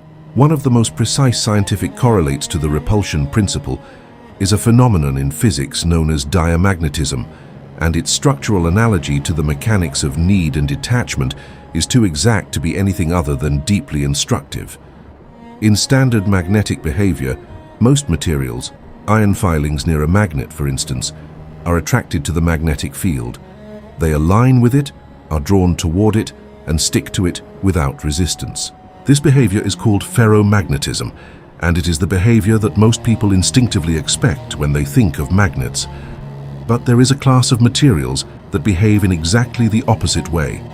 When a diamagnetic material, bismuth for example, or even a living frog famously levitated in a laboratory, is placed in a strong magnetic field, It does not align with the field and move toward it. Instead, it develops a counterfield that opposes the applied field and physically pushes the material away from the magnet. The stronger the applied field, the stronger the repulsion. The diamagnetic material, by the nature of its internal structure, does not receive the magnetic influence. It repels it. The structural analogy is precise to the point of being uncomfortable. When you are in the state of desperate need, projecting intense emotional force outward toward a desired outcome, saturating your internal environment with the urgent, contracted, hot frequency of "I must have this," you are behaving in the field of consciousness as a diamagnetic material behaves in a magnetic field. The very intensity of your projection generates a counterfield in the fabric of your experiential reality. The harder you push toward the desired outcome, the more powerfully the counterfield pushes back. Not because the universe is cruel or because the goal does not want to be achieved, but because the internal structure of the need state, its contraction, its anxiety, its fundamental organization around the identity of lack, is incompatible with the receiving circuit. It induces repulsion, not attraction. The counterfield is not a punishment. It is a mechanical consequence of the internal structure. Ferromagnetism, by contrast, the behavior of materials that are naturally attracted to the field and stick to it without effort, maps directly onto the state of absolute wholeness and genuine detachment. A ferromagnetic material does not strain toward the magnet. It does not project a counterfield. Its internal structure is organized in such a way that it is simply naturally, constitutively compatible with the magnetic field. The attraction is not the result of effort. It is the result of alignment. The material is stuck to the magnet, not because it worked hard to get there, but because its nature and the magnet's nature are harmonious. This is the state that the magnetic reversal protocol is engineering. Not the state of someone straining toward their goals, but the state of someone whose internal structure, whose identity, whose felt sense of being, whose broadcast is naturally, constitutively harmonious with the frequency of the desired outcome. The attraction is not effort, it is alignment. The goal sticks to you not because you chased it, but because you became ferromagnetic. The transition from diamagnetic to ferromagnetic behavior, in the language of physics, requires a change in the internal structure of the material, specifically in the alignment of the magnetic domains within it. A ferromagnetic material has its internal magnetic domains aligned in the same direction. A diamagnetic material has them arranged in a way that produces the counterfield. The treatment that converts a diamagnetic behavior into ferromagnetic behavior is the realignment of those internal domains. This is the precise physical metaphor for everything the protocol is designed to accomplish. The domains of your internal experience, your identity, your felt sense of being, your habitual relationship to what you desire, must be realigned. From the fragmented, counterproductive arrangement of lack, I don't have it, I need it, I must get it, I can't be okay without it, to the aligned, coherent, receptive arrangement of wholeness. I am complete, I intend to receive, I trust the supply, I am already in the state of having. This realignment is the magnetic reversal, and when it is complete, the physics of the situation change. The counterfield collapses. The natural attraction begins. There is another physical concept that bears directly on this investigation, and it is the concept of resonance. In physics, resonance occurs when two systems that share the same natural frequency begin to oscillate together, one driving the other into increasingly amplified vibration through the matching of their fundamental frequencies. A tuning fork struck at 440 Hz will cause another tuning fork of identical specification across the room to begin vibrating at 440 Hz without any physical contact between them. The energy is transmitted through the shared frequency alone. The second fork does not resist the influence. It participates in it because the structures are already harmonically matched. This is the physical law that underlies the concept of attraction through alignment. When your internal state, your broadcast, your identity frequency, matches the frequency of the desired outcome, the resonance principle activates. The outer reality does not have to be pushed or pulled or convinced. It simply begins to vibrate at the same frequency you are broadcasting. The coherent, relaxed, wholeness-organized frequency of the receive circuit resonates with the frequency of abundance, of love, of creative fulfillment, and draws those experiences into physical manifestation the way the tuning fork draws its resonant partner into vibration. This is why the science of mind refers to the creative process not as an act of force, but as an act of alignment. Holmes was emphatic that the human being does not create reality by overpowering it or by demanding it into compliance. The human being creates reality by aligning with the creative intelligence that is already producing reality at every level of existence. The intelligence of the source field is not waiting to be convinced. It is already creating, already responding, already manufacturing experiences to match the identities it receives. The only question is whether your identity is aligned with what you desire or opposed to it. Force cannot change this. Effort cannot override it. Only alignment, genuine internal, identity-level alignment, can shift the output. And alignment is not the result of pushing harder. It is the result of relaxing deeper, of dropping into the frequency of what you already are at the level of source, of becoming ferromagnetic. Consider the principle of fluid dynamics, specifically the behavior of water moving through a pipe of varying diameter. When the pipe narrows, the water pressure increases, but the volume of flow decreases. The constriction does not increase the amount of water that passes through, it restricts it. The more contracted the channel, the less substance moves through it in a given time, regardless of the pressure applied. Need is a constriction. The contracted, anxious, desperate state of someone who is locked in the identity of lack is a narrowed pipe, a reduced channel through which the substance of the universe can barely trickle, no matter how much pressure is applied from behind. The preference shift, the surrender of the how, the state of having. These are the successive expansions of the channel. Each step of the protocol widens the pipe, reduces the constriction, and allows the full pressurized flow of the source field to move through your life at the volume and the velocity it is capable of delivering. The quantum physics concept of the observer effect offers a further dimension of the analogy. In quantum mechanics, the act of observation, the presence of a measuring instrument that interacts with a quantum system, collapses the wave function of the observed particle from a state of superposition, all possible states simultaneously, into a single definite state. Prior to observation, the particle exists in all possible states at once. The act of measuring forces it into one. The observer's interaction with the system determines the outcome. Now consider the nature of your attention, the quality of your observational presence, when directed at the object of your desire. If your attention is organized by need, by lack, by the frantic monitoring of, is it here yet? Is it here yet? Why isn't it here yet? You are collapsing the wave function of all possible paths of arrival into the single state consistent with your identity of lack. Not here, still not here. You are, as the observer, forcing the system into the single state that matches your observational frequency.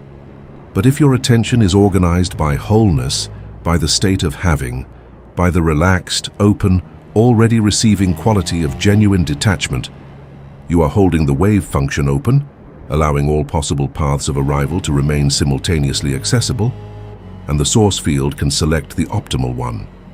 The science of neuroplasticity provides the most practically grounded of the physical correlates we have examined. Neuroplasticity is the brain's capacity to rewire its own architecture in response to repeated patterns of thought and experience.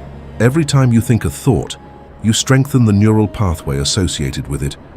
Every time you experience an emotional state, you deepen the groove of the neural circuit that generates that state. And every time you deliberately cultivate a new thought pattern, such as the shift from the identity of lack to the identity of wholeness, you begin to build a competing pathway that, with repetition, becomes increasingly dominant. The habitual mind is a physical structure. The frequency of need is encoded in neural circuitry, and the magnetic reversal protocol is, at the neurological level, a systematic program for building new circuitry, for literally rewiring the broadcast mechanism at the biological level so that the dominant frequency the source field receives is the frequency of the receive circuit rather than the frequency of the repulsion field. This means that the protocol is not a one-time event. It is a training program. The first time you execute the preference shift, you are creating a thin new neural pathway, competing against the thick, well-established highway of the need circuit. With each repetition, the new pathway thickens. With sustained practice over weeks and months, it becomes the dominant route, the path of least resistance for your habitual thought and feeling patterns. The need circuit, deprived of repetition, begins to atrophy. The receive circuit becomes the default broadcast, and the source field, receiving the receive circuit as the consistent dominant signal, produces consistent, reliable, expanding manifestations of the new identity. Not because you did something remarkable on a single occasion, but because you changed your brain, the physical mechanism through which your consciousness broadcasts its frequency. You changed the transmitter, the signal changed. The mirror changed its reflection. There is one more scientific frame that deserves acknowledgement before we proceed to the human story that will make all of this concrete. It is the concept of equilibrium in thermodynamics, specifically the tendency of any closed system to move toward the state of lowest energy expenditure, the state of greatest stability. A ball placed on the rim of a bowl will roll down and come to rest at the bottom, not because it was pushed there, but because the bottom of the bowl is the state of minimum potential energy. Systems seek their equilibrium. They move, automatically and without instruction, toward the state that requires the least energy to maintain. The state of need, the frantic, contracted, desperate state of someone broadcasting the frequency of lack, is a high-energy, high-entropy, unstable state. It costs enormous amounts of psychological and physiological energy to maintain. The body was not designed to sustain it indefinitely, but the state of absolute wholeness and genuine detachment, the stable, relaxed, coherent state of the receive circuit, is a low-energy, low-entropy, sustainable equilibrium. It is, in the thermodynamic sense, the natural resting state of a consciousness that has recognized its alignment with Source. The protocol does not force you into an unnatural state. It guides you toward the state of lowest energy expenditure, the state that your system would naturally seek if it were not held in the high-energy turbulence of the need frequency by cultural conditioning and habitual fear. All of these physical principles, diamagnetism, resonance, fluid dynamics, the observer effect, neuroplasticity, thermodynamic equilibrium, are not metaphors borrowed for the purpose of spiritual persuasion. They are the language in which the physical universe describes the same laws that the science of mind describes at the level of consciousness. Ernest Holmes understood, decades before the relevant physics was formally articulated, that the laws governing the inner life and the laws governing the outer world were not two different systems, but one. The universe is organized by law at every level, and the laws are consistent. What you find in the quantum field, you find in the magnetic field, you find in the neural field, you find in the consciousness field. The repulsion principle is not a spiritual hypothesis. It is a physical fact, operating at every level of reality simultaneously, and experienced by every human being who has ever chased something desperately and watched it elude them until the moment they stopped chasing. The physics has been describing this truth all along. The magnetic reversal simply gives you the engineering protocol to act on it. There was an actor, and his story is real in the essential truth that matters, because you have lived a version of it, because everyone who has ever wanted something desperately has lived a version of it, who had been pursuing his breakthrough for longer than felt reasonable. He had trained rigorously, he had studied the craft with genuine dedication, he had gone to every audition he could locate, and he had gone to each one fully loaded, over-prepared, hyper-vigilant, dressed with deliberate precision, running his lines until they were carved into him. He brought to every audition the maximum possible version of himself, and it was visible. It was palpable in every room he entered. The casting directors could feel it before he opened his mouth, the weight of his need, the specific gravity of a man who requires this to work out. He was not performing for the role, he was performing for his survival. And the survival frequency, that hot, contracted, desperately earnest broadcast of "please, I need this, please," was the only thing they were actually receiving, not the performance, the need. He was rejected, consistently and completely, across hundreds of auditions. And each rejection fed the next iteration of the need. After each no, the survival frequency intensified. The preparation became more obsessive. The monitoring of each casting director's face during the read became more anxious. The post-audition analysis became more tortured. He was in a perfect self-reinforcing loop of the repulsion principle. The more he needed it, the more powerfully the diamagnetic counterfield pushed it away. The more powerfully it was pushed away, the more desperately he needed it. The more desperately he needed it, the more powerfully it was pushed away. The mechanism was executing itself with perfect, relentless, impersonal efficiency. The law was not being cruel. It was simply reading the broadcast and confirming the identity. A man for whom the breakthrough is perpetually, definitively absent. Then came the moment that the repulsion principle invariably requires to demonstrate its reversal, the moment of genuine surrender. Exhausted past the point of pretending, financially depleted, emotionally gutted, he made the decision that felt like defeat, but was actually liberation. He decided to quit, not as a strategy, not as a spiritual technique.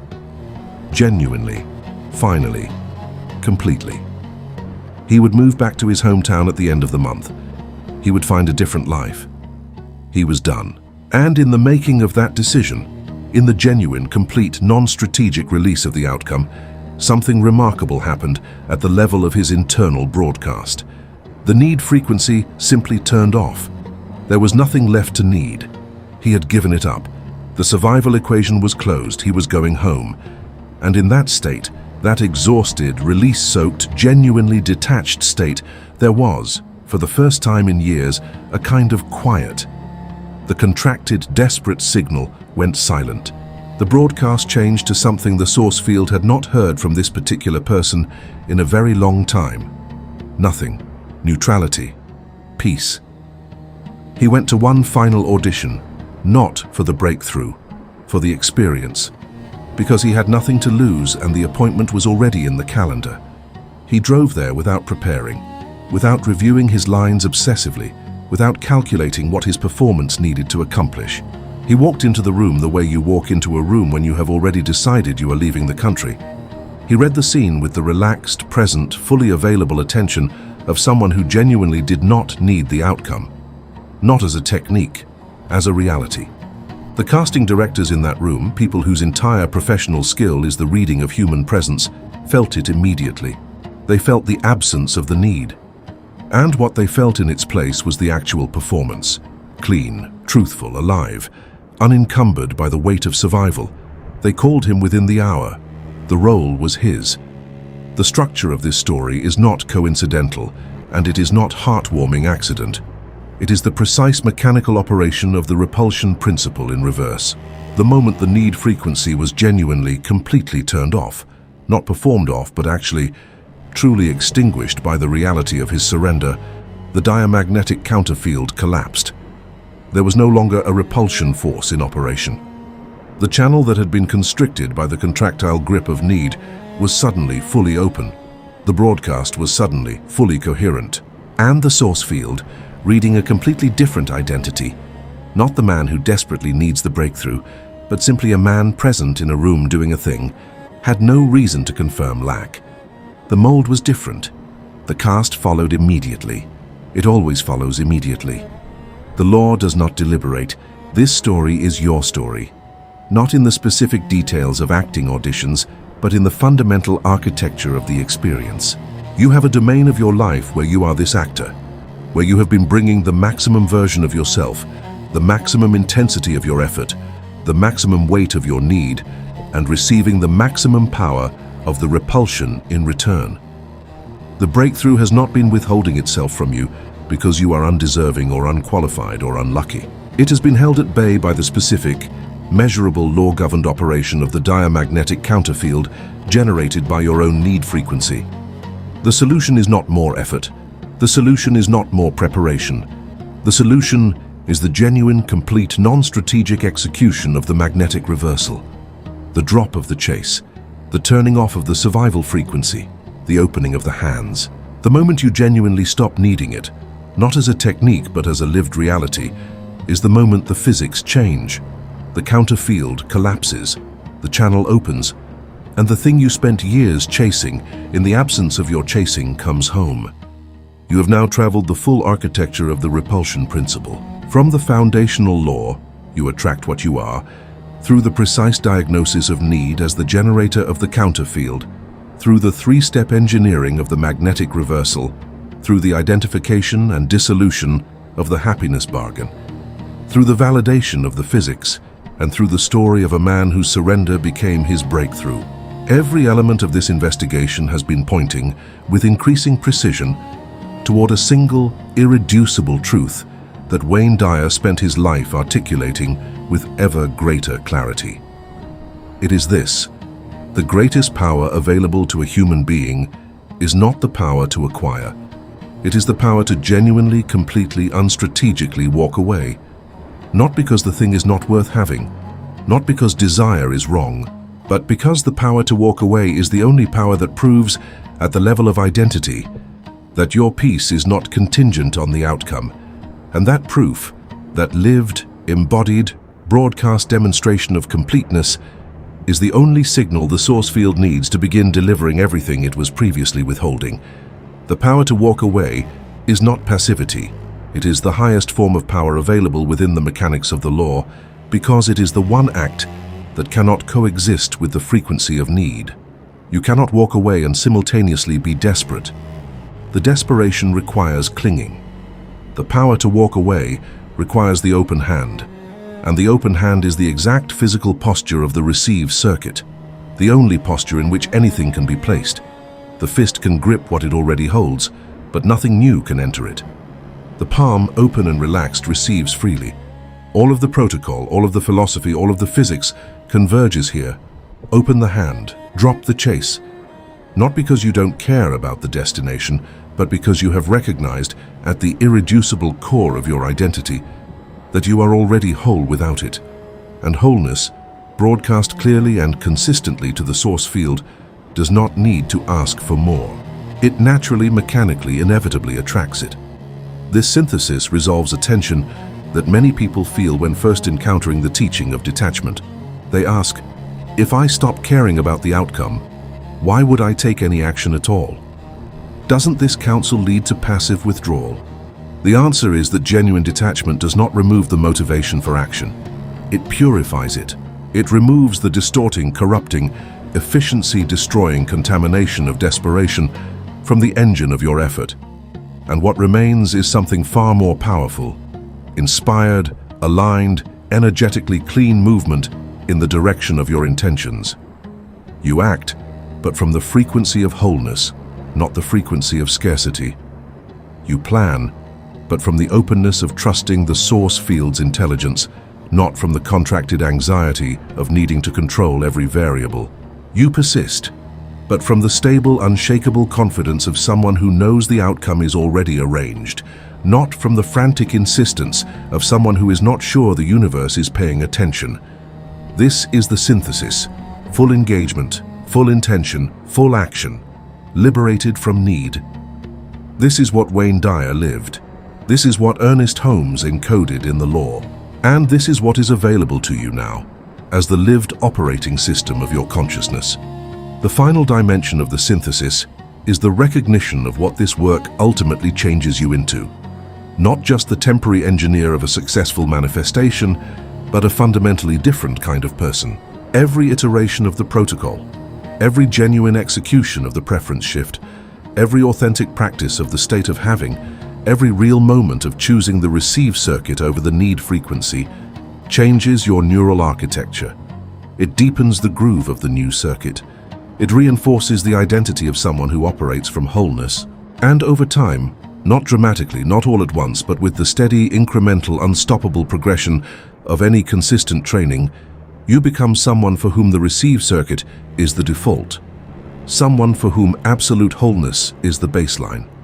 Someone for whom the law is not an occasional spiritual practice, but the constant, effortless, automatic operating mode of daily life.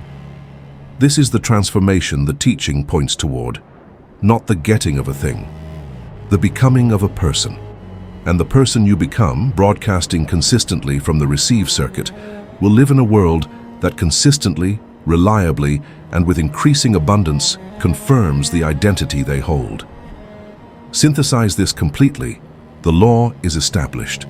The diagnosis is made, the protocol is built, the mistakes are corrected, the physics confirms it, the story illustrates it. You now hold the complete blueprint of the magnetic reversal.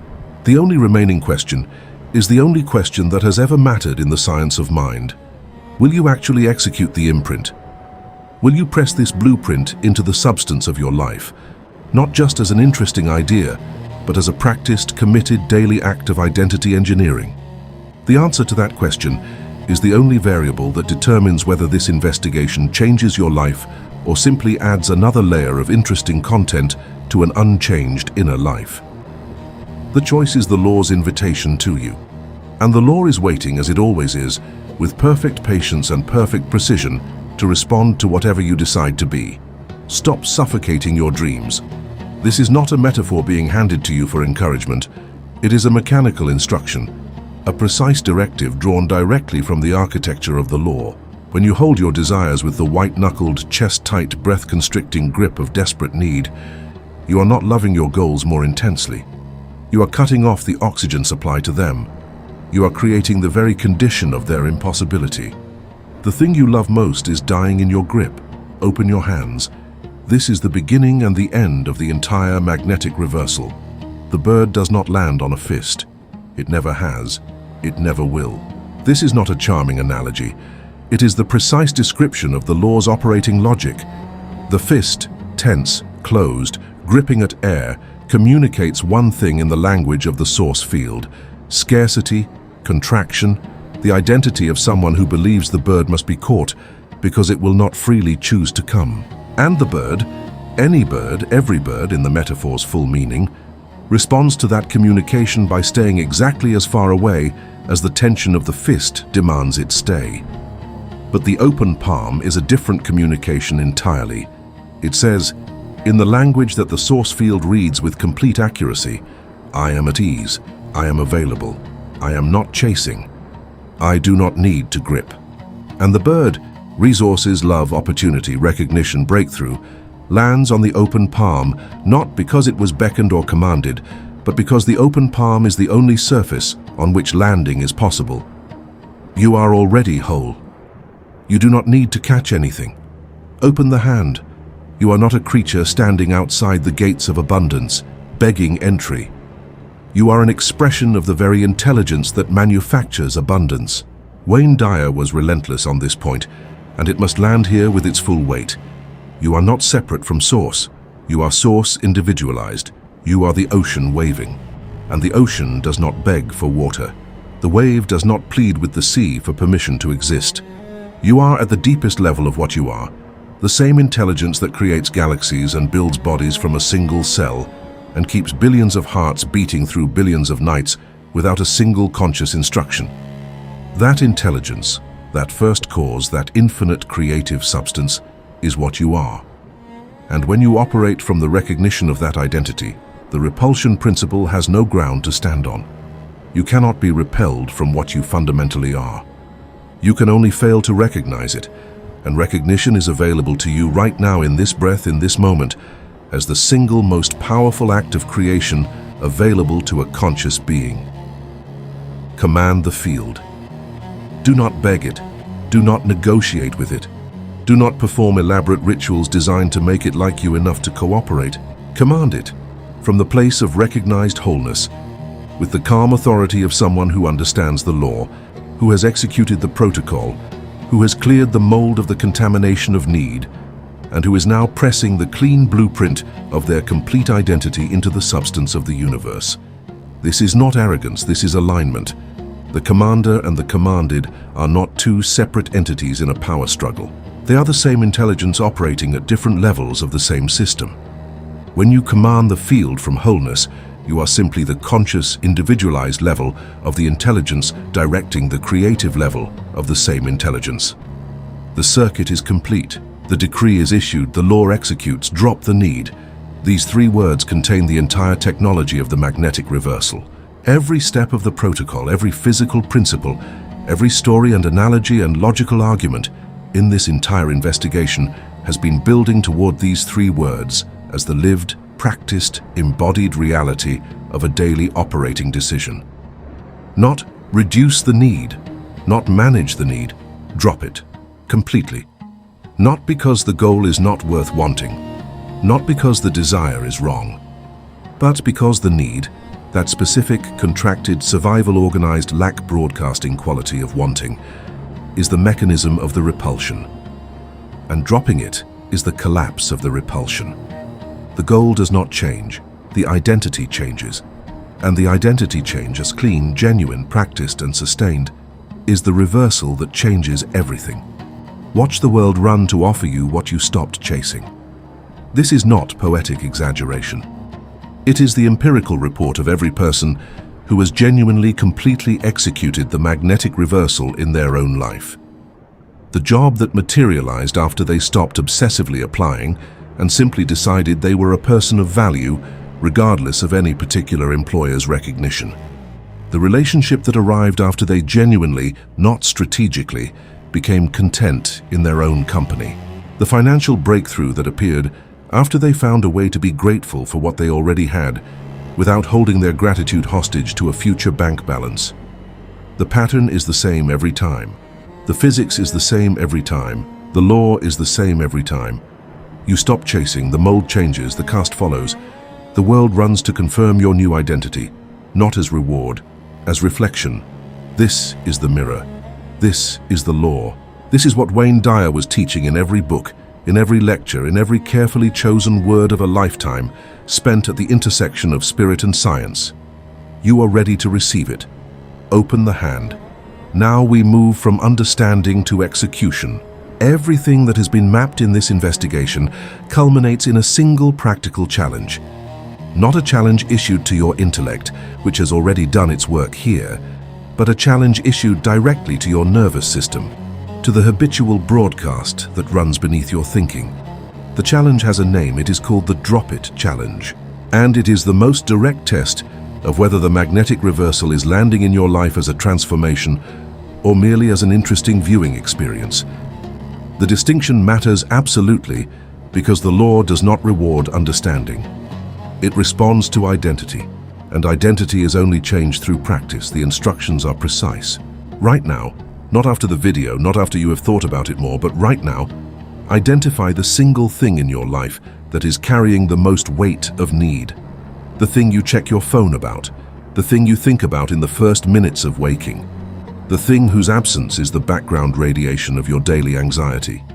The money situation, the job outcome, the relationship uncertainty, the health result you are waiting for. Identify it with complete honesty. Do not soften it or spiritualize it. Name it exactly for what it is. The thing you are currently clutching with the frequency of, "I cannot be okay without this." For the next 24 hours, a single rotation of the Earth, the most manageable unit of time available to a human commitment, you are going to execute the drop. Not permanently, not as a renunciation of the goal, simply as a 24-hour experiment in living without the need frequency. You will say with genuine intention, rather than spiritual performance, "I do not need this to be happy, I'm already okay. This is a preference, not a survival requirement. I release it to the source field for 24 hours. And then, the hardest part, you will mean it. You will catch yourself reaching for the phone to check the thing, and you will notice the reaching. And you will choose to put the phone down and return to the state of having. You will catch yourself running the anxiety calculation for the 100th time, and you will notice the running, and you will choose to redirect your attention to the present moment and its already existing sufficiency. 24 hours. One deliberate, sustained attempt to live from the receive circuit rather than the repulsion field.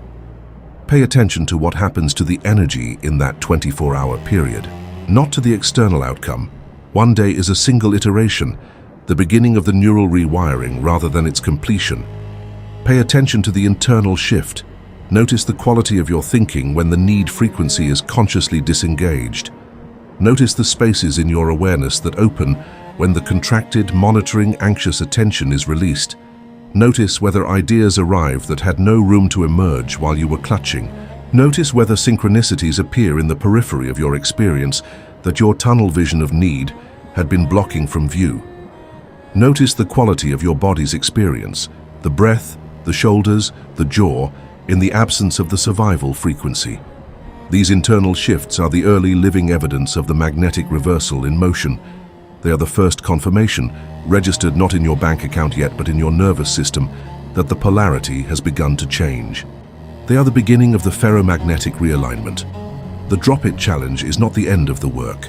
It is the first rep, the first deliberate execution of the new circuit, the beginning of the training program that, repeated daily with genuine commitment, rewires the broadcast mechanism and makes the receive circuit the default frequency of your daily life.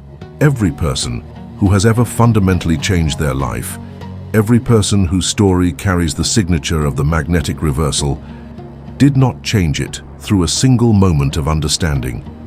They changed it through the accumulated weight of daily, repeated, sometimes difficult choices to return to the wholeness frequency when every habitual pattern pulled them back toward need.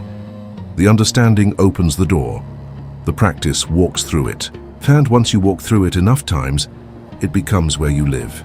Subscribe to Sacred Logic, not because we tell you to, but because this investigation is one chapter of an ongoing study in the physics of intention, and there are more chapters waiting, more laws, more mechanisms, more of the hidden architecture of reality that Ernest Holmes encoded and Wayne Dyer lived, mapped with the precision of an engineer and the depth of a mystic. Every law that governs the outer world has its correspondence in the inner one. Every principle that organizes the physical universe has its operating reflection in the field of consciousness. And every one of those correspondences, understood with rigor and applied with commitment, is another instrument in the hands of a person who has decided, truly decided, to be the architect of their own experience. The Repulsion Principle has been mapped. The magnetic reversal protocol has been built. The challenge has been issued. The law is waiting for your response. Drop the chase, open the hand, decree your wholeness, and watch the world, obedient to the mathematics of the mirror, reflect back to you exactly what you have become.